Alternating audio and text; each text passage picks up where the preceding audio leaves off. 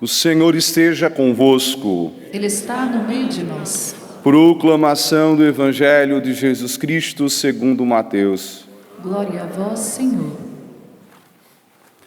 Naquele tempo, Jesus foi à região de Cesareia de Filipe e ali perguntou aos seus discípulos: quem dizem os homens ser o Filho do Homem? Eles responderam: alguns dizem que é João Batista, outros que é Elias, outros ainda que é Jeremias ou algum dos profetas. Então Jesus lhes perguntou: e vós, quem dizeis que eu sou? Simão Pedro respondeu: tu és o Messias, o Filho do Deus vivo. Respondendo, Jesus lhe disse: feliz és tu, Simão, filho de Jonas, porque não foi um ser humano que te revelou isso, mas o meu Pai que está no céu. Por isso eu te digo: tu és Pedro, e sobre esta pedra construirei a minha igreja, e o poder do inferno nunca poderá vencê-la. Eu te darei as chaves do reino dos céus. Tudo o que tu ligares na terra será ligado nos céus. Tudo o que tu desligares na terra será desligado nos céus. Palavra da salvação. Glória a vós, Senhor.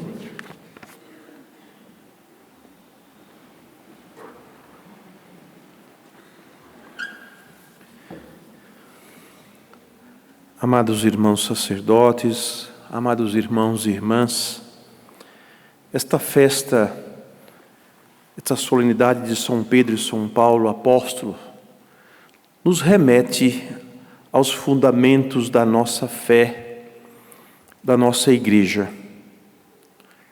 A nossa igreja não nasceu de uma vontade humana, ela nasceu de uma revelação de Deus, que desde o princípio, ao criar o homem e a mulher, não os criou para a frustração, mas para a vida. E Deus é o fundamento de todas as coisas. Ele é o Criador que sustenta a sua criação e conduz ela. E Jesus foi enviado por Ele, pelo Pai, para estabelecer no mundo o reino de Deus. Não que Deus não reinasse, Deus sempre reinou, mas o homem é que, abrindo o coração para o maligno, se corrompeu. E para curar o coração do homem, foi enviado o Messias, prometido desde o primeiro instante em que o homem e a mulher pecaram. Porém, inimizade entre a descendência da serpente e a descendência da mulher. E a descendência da mulher esmagará a cabeça da serpente. Deus estabeleceu isso e está estabelecido. A serpente está esmagada. Por isso que Jesus, quando vai confiar a Pedro a missão que ele mesmo o coloca em suas mãos, de ser o guardião da fé, porque o que dizem os homens? O que dizem os homens hoje sobre Jesus? O que dizem os homens hoje sobre a igreja? O que dizem os homens hoje sobre Deus, sobre nosso Senhor Jesus Cristo? Cada um não tem a sua opinião, cada um não tem o seu achismo, ou cada um acha que está com a verdade, sabe mais do que Deus, conhece mais do que Deus. Tanto que no ambiente em que acontece este evangelho, uns dizem que é João Batista, outros fazia-se referência aos profetas, mas ele pergunta diretamente para eles: e vós, quem dizeis que eu sou? Vocês que caminharam comigo, vocês que ouviram as minhas palavras, vocês que viram os sinais que acompanhavam o Messias. E Pedro, como ele é impetuoso, né? Ele já dá a resposta: tu és o Messias, o Filho do Deus vivo. Aí está a base da nossa fé. Aí está o fundamento da nossa fé. A nossa fé não é na força humana. A nossa fé é na força divina. É numa pessoa divina, que é o Pai, que enviou o seu Filho como Messias, como Redentor. A nossa fé é nele. E quando Pedro diz que tu és o Messias, o Filho do Deus vivo, Jesus vai responder: Simão, filho de João, né, filho de Jonas, não foi a carne e nem o sangue que te revelou isso, mas o meu Pai te deu a conhecer. Por isso, o coração que se abre a Deus, que se deixa ser embebido da sua graça, do seu conhecimento, sabe, é instruído, é formado, é capacitado à fé. Por isso eu te digo, sobre esta pedra, lembra que antes, quando Jesus encontrou Pedro, né, e ele diz: tu não chamarás Pedro, mas chamarás Kéfas, quer dizer pedra, firmeza, algo firme, seguro. E sobre esta pedra eu vou edificar a minha igreja, e as portas do inferno, guarde bem isso no seu coração, não prevalecerão sobre ela. Foi o Filho do Altíssimo quem disse isto. Foi o próprio Deus quem disse isso.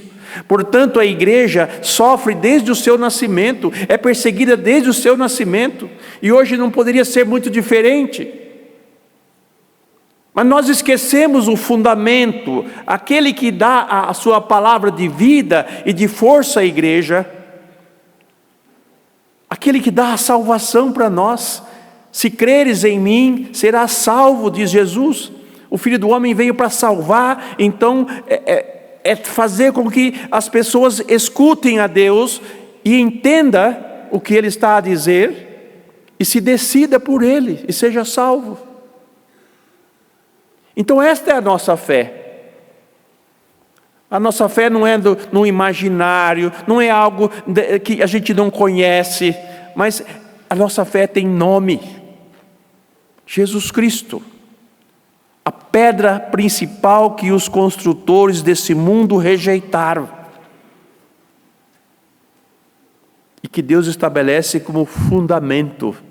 Ele, Deus, é o fundamento de todas as coisas, e o Filho não poderia ser diferente do que o Pai é, e por isso Ele estabelece: as portas do inferno não prevalecerão sobre a minha igreja. Ela pode sofrer todos os tipos de ataques, o Papa pode ser interpretado de todas as maneiras, mas as portas do inferno não prevalecerão sobre ela. Quer dizer que o inferno não vai tomar conta da igreja, não vai ser o vencedor na igreja de Cristo. Cabe o que? A cada um de nós olhar para esse fundamento que é Cristo Jesus. Foi sobre esse fundamento que foi construída a igreja, e é sobre a profissão de fé de Pedro que Jesus comunica a ele essa missão de ser o guardião da fé, de ser a pedra fundamental. Se o Papa professar a fé que Jesus é o Messias, o enviado de Deus, ele está no caminho certo, e eu tenho certeza que o Papa não vai falar coisa diferente. Mas os homens, aqueles que se dizem ser os sabidos, os sábios, vão achar que ele está pensando assim ou assado, que ele está conduzindo a igreja para essa direção ou para aquela direção. Qual dos papas desses 2000 anos mudou o rumo da igreja, mudou o evangelho de nosso Senhor? E por que ter medo daqueles que nos perseguem, daqueles que querem criar um espírito de confusão em nós para nos enganar e nos desviar do caminho da salvação? Eu penso que no momento nós não podemos ser mais crianças, infantis nas coisas da fé, mas sermos homens e mulheres maduros na fé. Saber a sua origem, saber o seu fundamento, saber o que Deus já falou a respeito disso. Então não ter medo, de forma alguma. Estão nos cercando de medo, querendo calar nossa boca, querendo tirar a beleza que existe na vida cristã, na vida da fé, na moral cristã, querendo criar um homem novo que não é homem, é um ser diluído. E um ser diluído é fácil de dominar, viu? Uma pessoa confusa é fácil de dobrá-la. Uma pessoa que não pensa, que não usa a inteligência, é fácil de dominá-la.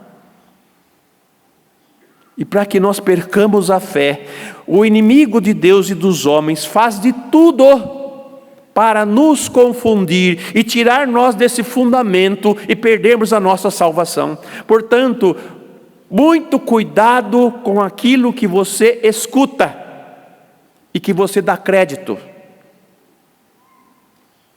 Olha para Jesus, olha para a sua igreja. Não seja incrédulo, porque o fundamento dela é o Senhor dos exércitos, vou dizer assim, é Cristo nosso Senhor, o vencedor, o que venceu a morte, venceu o inferno, e que está glorificado junto do Pai. Não é um fracassado, é um vitorioso sempre. É nele que nós temos que olhar. E depois olhar para a igreja que sofre, que padece perseguição, e ter um coração como aquela comunidade que quando Pedro estava preso, impedido de exercer o seu ministério de pregação, de condução da igreja, a igreja, em vez de criticá-lo, como muitos fazem hoje, rezar por ele, pedir a força de Deus para ele. Nós temos culpa também, se não contribuímos para o bem da igreja, nós temos culpa de permitir que o mal avance sobre ela. Não duvide dos seus pastores. Eles são homens frágeis, mas é dever meu de cristão batizado rezar por eles, pedir a Deus por eles, para que os liberte. Pedro foi libertado porque a comunidade em torno dele, a igreja em torno dele, orou a Deus, porque a finalidade que eles queriam era eliminar Pedro, eliminar as cabeças. Até hoje existe isso. Da onde vai vir o anticristo? A do Vaticano? Todo mundo está pensando que seja assim, mas não é. As portas do inferno não prevalecerão sobre a igreja de nosso Senhor Jesus Cristo, que Ele confiou a Pedro. E Paulo não é diferente de Pedro, porque assim como Pedro, ele foi formado por Jesus na caminhada do discipulado que ele fez, Paulo recebeu por revelação a pessoa de Jesus, o conhecimento de Deus. E ambos têm tanta afinidade um com o outro, embora no começo, Paulo, da leitura do dia de ontem, Paulo vai dizer que ele só foi conhecer Pedro depois de muito tempo. E ficou 15 dias com ele, conversando, e Pedro viu que o que Paulo pregava era o mesmo que ele pregava. E que a doutrina que Paulo pregava, não havia, diferença entre aquilo que eles experimentaram com Jesus, eles viram com Jesus. Por isso que Paulo, na segunda leitura que nós ouvimos hoje, ele diz: eu estou pronto para ser oferecido a Deus. Ele fala de ilibação. Ilibação é o despejar o óleo, o azeite, o perfume sobre a vítima. Paulo sente que chegou a hora dele, e ele já se prepara. E ele bendiz a Deus por tudo que Deus fez na vida dele. Está na hora dele se consumir por inteiro. Sabe, a vida é como essa vela do altar, que ela vai se consumindo, ela vai se diluindo. Paulo se sente que a vida dele chegou no ápice. E ele vai dizer: combati o bom combate, guardei a fé. Agora está a hora de receber a coroa do prêmio desta fidelidade. Então, o que nós hoje, cristãos do século 21, devemos ter dentro de si? Esta consciência. Deus é. O seu Filho foi enviado para que nós pudéssemos ter um caminho de salvação, uma volta à nossa originalidade de homem e de mulher sem pecado. Por isso o Verbo se fez carne e nos libertou de todo o mal. E quem crer nele está salvo.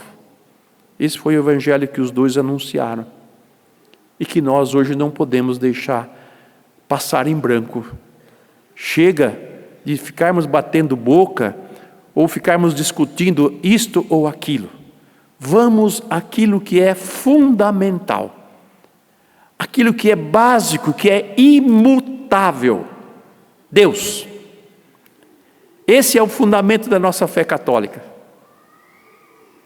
E nos homens que testemunharam esta fé, dando a sua vida, como Pedro e Paulo o fizeram. Jesus morreu em Jerusalém, terra do grande rei, próximo do templo de Jerusalém, que os judeus dizem que ali está a pedra fundamental da criação. Se ali o primeiro homem e a primeira mulher pecaram, ali o homem, o Deus feito homem, redimiu o homem pecador dos seus pecados. E como os judeus recusaram, uma grande parte recusaram a Jesus, ele estabelece a sua igreja sobre o fundamento de Pedro, que vai morrer aonde? Em Roma. E Paulo também morre em Roma, no mundo pagão. Num país pagão, não um país de fé como era Israel. Para dizer que o Evangelho, a partir de Jerusalém, que é o fundamento, a base, se estende para o mundo e vai ao centro do mundo, que é Roma, para que do centro do mundo, o mundo todo, recebesse esta palavra de salvação, que graças a Deus chegou até nós, que graças a Deus chegou até você. A Canção Nova não tem outra missão, senão esta: anunciar o verdadeiro Deus, anunciar a salvação verdadeira e dar aos fundamentos da nossa fé consistência, para que nós não vacilemos no caminho, mas sejamos fiéis até o fim, como Paulo foi. Estou pronto para ser derramado, para ser oferecido como vítima de expiação, como Cristo assim ofereceu. Que nós, irmãos e irmãs, também tenhamos a convicção de estarmos neste caminho e deixemos-nos amadurecer pela verdadeira fé, pelo verdadeiro fundamento da nossa fé. Cesse-se essa murmuração contra a igreja de nosso Senhor Jesus Cristo. Se firme nele, porque se ele estabeleceu que as portas do inferno não prevalecerão sobre ela, tome posse dessa promessa de Jesus e não tenha medo de nada e nem de ninguém, mas seja firme na fé e vá até o fim, até o ponto de dar a sua vida por aquilo que você acredita, porque Deus é fiel. Aquele que der a sua vida por mim vai recebê-la de volta na eternidade. Foi assim que Paulo nos ensinou a fazer o caminho: combater o bom combate, guardar a fé e permanecer fiel até o fim no genuíno evangelho que nós recebemos. A ele seja dado a honra, a glória e o louvor pelos séculos sem fim. Amém.